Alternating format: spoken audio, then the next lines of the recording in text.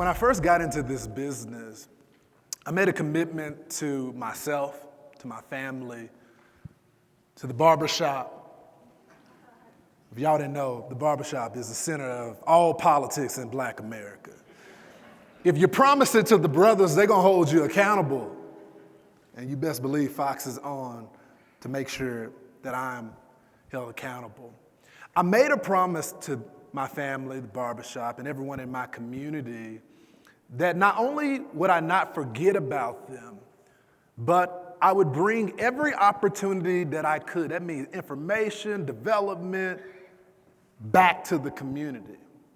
Now, if you notice, I didn't say that I was gonna save them, because there's a common misconception that Black folks need to be saved. They disagree with that premise.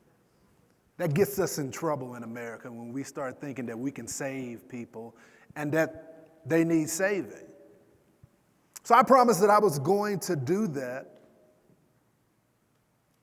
because I saw what was happening. And at the root of it all, it was progressive policies. One of my favorite people to quote is Frederick Douglass.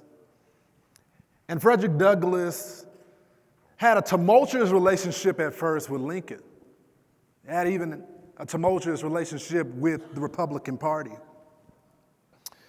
It was about 1852, July 5th, and he gives this speech. What does the 4th of July mean to the slave?